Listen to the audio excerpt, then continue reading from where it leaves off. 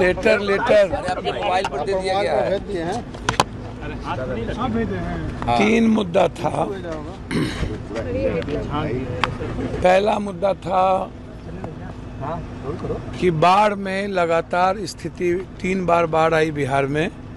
सरकार ने ना खाने दिया, ना पन्नी दिया, न क्षतिपूर्ति दी, न जान मार की। राघोपुर हम अभी गए थे बाढ़ क्षेत्र में।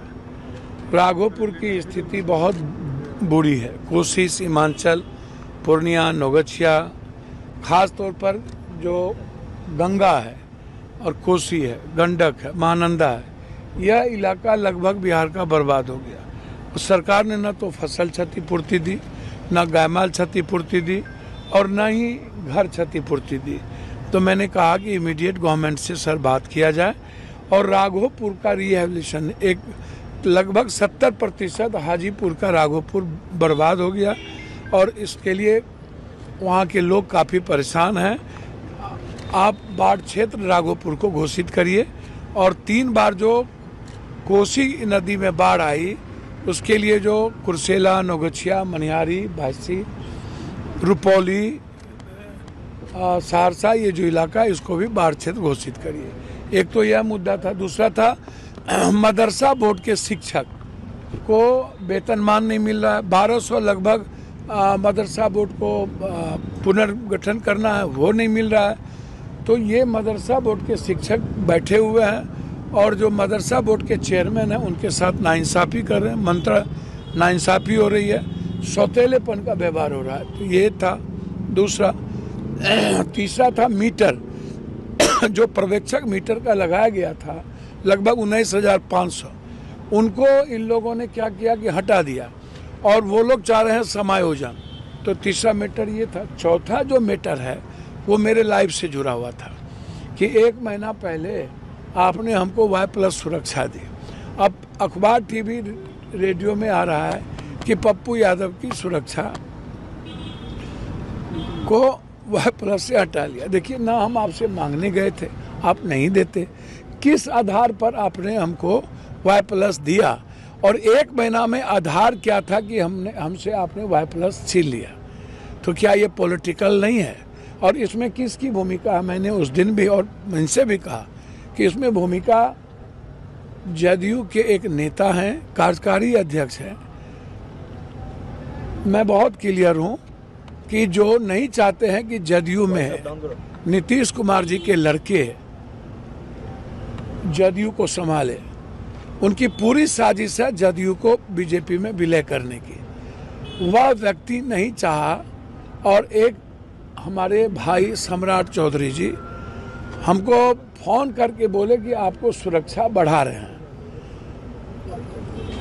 1 महीना पहले, आपको खतरा है। और 1 महीना बाद 1.5 घंटा एक वरिष्ठ पदाधिकारी से अपने ऑफिस में बैठ करके पप्पू यादव का, भैया आप सबको सुरक्षा दीजिए। हमारे कांग्रेस में भी आप कई MP को सुरक्षा दिए हुए हैं, जेड दिए हुए हैं। आप हर आदमी को, पप्पू यादव को ही सबसे ज़्यादा है।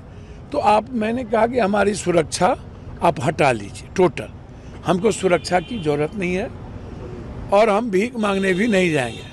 हमको डराइए नहीं सुरक्षा के सवाल पर। आप जैसे शिखंडी, कमज़ोर, कायर जो आदमी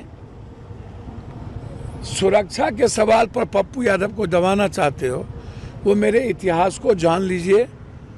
मैं 82 से लेके आज तक सड़कों पर लड़ रहा हूँ, मरने से नहीं डरता हूँ और कितने सरकार और मुख्यमंत्री से लड़ चुका हूँ। आप जैसे लुटेरे और आप जैसे उन्मादी लोगों से पप्पू यादव को कोई डर नहीं है। हम चाहते हैं मेरे पास जो भारत सरकार की सुरक्षा Y है। एक तो हमको Y+ के बाद कोई सुरक्षा बढ़ाई नहीं गई थी, उसी सुरक्षा को Y+ समझ लिया गया।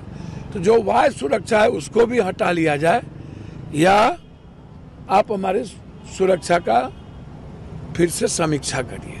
ये मैं 4 मुद्दे पर हमारी बातचीत, हमारे सदस्य थी, हमारे नेता मंझेलाल जी, प्रेमचंद सिंह जी, पप्पू जी, हम लोग गए।